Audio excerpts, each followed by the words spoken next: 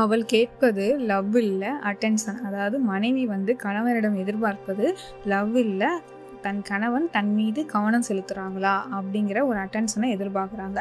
இப்போ நிறைய husband and wife ரிலேஷன்ஷிப்பில் என்ன நடக்குதுன்னா, ஒரு காமன் ப்ராப்ளம் இருக்குது. மனைவி சொல்லுவாங்க, நீ என்ன லவ் பண்ணவே இல்லைன்னு. ஆனால் அது உண்மையா? பல நேரம் ப்ராப்ளம் என்னென்னா லவ்வில் இல்லை, அட்டென்ஷனில் தான் இருக்குது.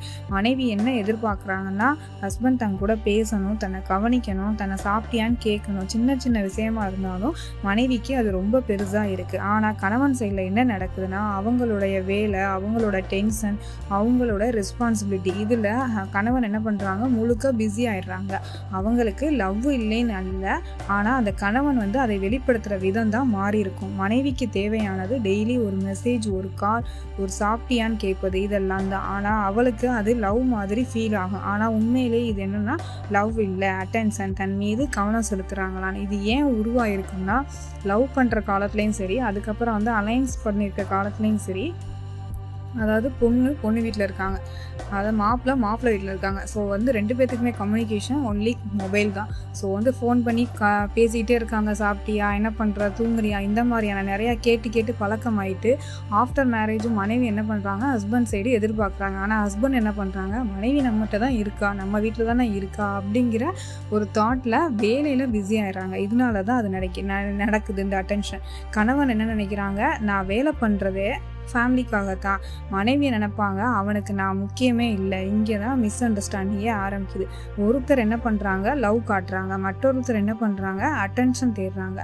லவ் சைலண்டாக இருக்கும், அட்டென்ஷன் மட்டும் என்னன்னா லவுடாக இருக்கும். அதனால தான் சைலண்டான லவ் இல்லைன்னு பலர் வந்து தவறாக புரிஞ்சுக்கிறாங்க. ரிலேஷன்ஷிப்பில் பிரச்சனை லவ் இல்லை, அட்டென்ஷன் இல்லைன்னு தான் ரீசன். மனைவி வந்து ஃபைனலாக லவ் கேட்கல, கவனத்தை தேடுறாங்க. தன் மீது தன் கணவன் வந்து கவனம் செலுத்துகிறாங்களா அப்படின்னு தேடுறாங்க. ஸோ மனைவி என்ன பண்ணணும்னா, நீங்கள் எக்ஸ்பெக்டேஷனை குறைச்சிங்கன்னா உங்களுடைய டிஸப்பாயின்மெண்ட் குறையும், உங்களோட ஏமாற்றம் குறையும். அவங்கக்கிட்ட எல்லாத்தையும் எதிர்பார்க்காதீங்க. உங்கள் வாழ்க்கையை நீங்களே பில்ட் பண்ணிக்கோங்க, அதாவது உருவாக்கிக்கோங்க. அவரை ஒருவேளை மாற்ற முடியாது, ஆனால் டெய்லி நம்மகிட்ட வந்து நம்மளை கேட்கணும்னு நீங்கள் எதிர்பார்த்துட்டே இருந்தீங்கன்னா உங்களுடைய மனசு தான் வலிக்கும், வெறுமையாயிரும், ஹர்ட் ஆயிடுவீங்க ஓவராக. ஸோ வந்து அவரை மாற்ற முடியாது நீங்கள் நினச்சிங்கன்னா உங்களுடைய எக்ஸ்பெக்டேஷனை மாற்றலாம். டெய்லி அவரை கேட்கணும்னு நினச்சிக்கிட்டே இருந்தீங்கன்னா நீங்கள் வந்து என்னென்னா, அதாவது ஹஸ்பண்டை சுற்றியே உங்கள் வாழ்க்கை போயிட்டே இருக்குது. ஸோ வந்து உங்களுடைய மைண்டை டைவர்ட் பண்ணுங்கள். ஃப்ரீயாக இருக்கிற டயத்தில் வேறு ஏதாவது ஒர்க்கில் கவனம் செலுத்துங்க, வேறு ஏதாவது இன்ட்ரெஸ்ட் ஆகுங்க. உங்கள் மைண்டை டைவர்ட் பண்ணிங்கனாலே கணவனிடம் வந்து எக்ஸ்பெக்டேஷனை நீங்கள் குறைச்சிக்கிறலாம்.